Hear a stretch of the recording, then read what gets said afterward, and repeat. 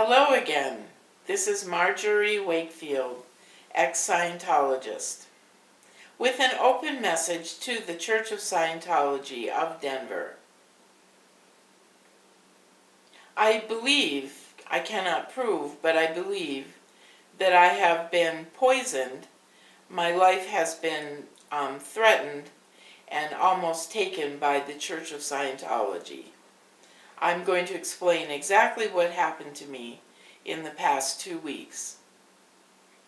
Again, remember that this is a church, Scientology. I was contacted approximately 2 weeks ago by a man claiming that his daughter, 17-year-old daughter, was being held against her will by the Church of Scientology in Los Angeles.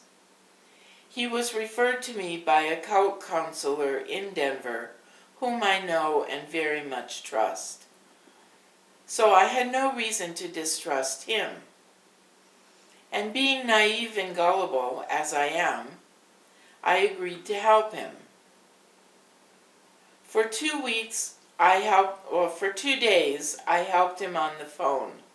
I referred him to attorneys, to a Homeland Security agent, and to other resources that would be helpful to him in getting his daughter out of Scientology.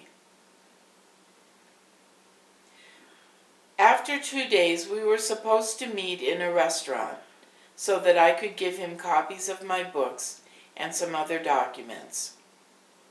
When he didn't show up at the restaurant, I called him, and then we changed our plans and I agreed to meet him at his hotel in Lakewood, the Homewood Suites on Union Boulevard in Lakewood, Colorado.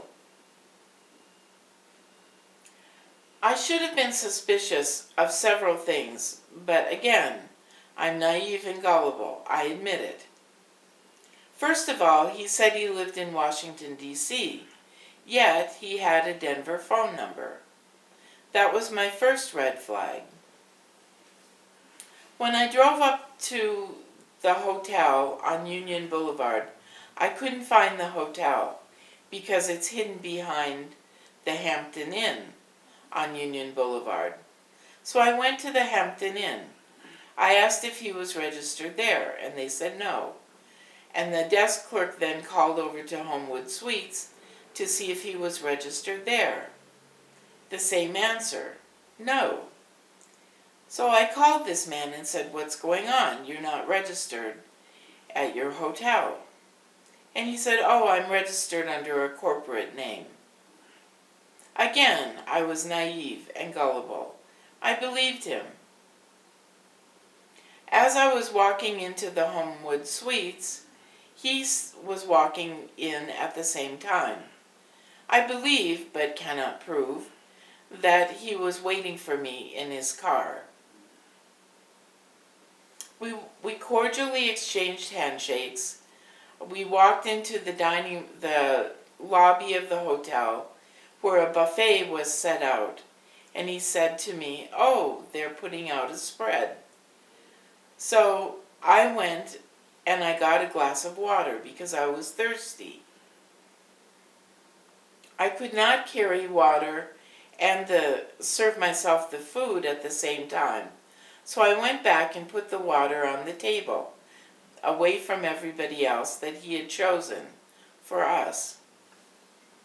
Then I went back to get my food.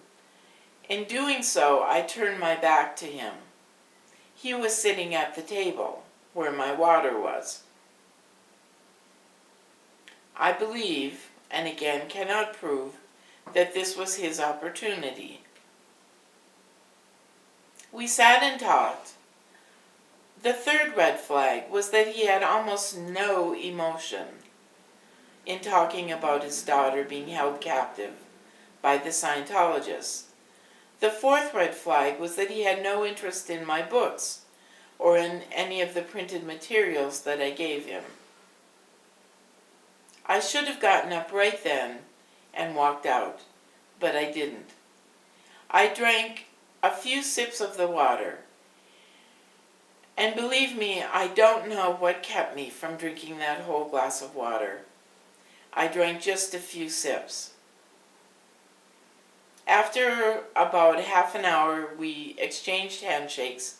Again, I went to use the bathroom in the hotel and came out of the bathroom. He was gone.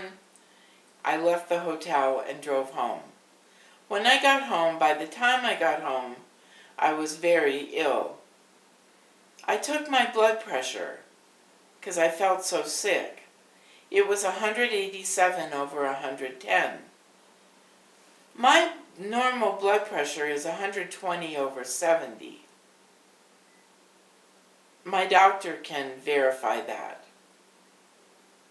I had no idea what was happening to me.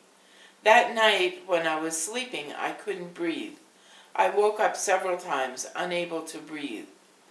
What in the world was going on? I had to go to work. The next day I went to the dentist. My blood pressure had come down to 161 over 110. Again, I thought, what can be happening? My blood pressure is never this high. I had to go to work the next day, and I worked for the next 5 days, 24-hour shifts. I felt very poorly. I was very sleepy. I had high blood pressure. I kept checking it. I felt lethargic. I felt unable to do my work. I finally went to my doctor, and my doctor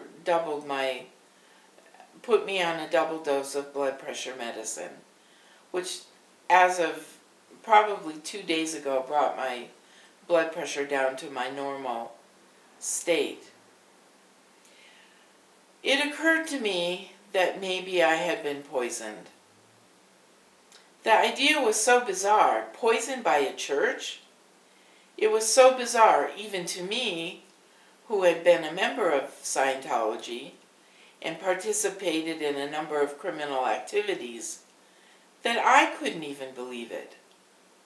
So when I went to the police and got laughed at, when I tried to file a police report, an FBI report, I was met with unbelief.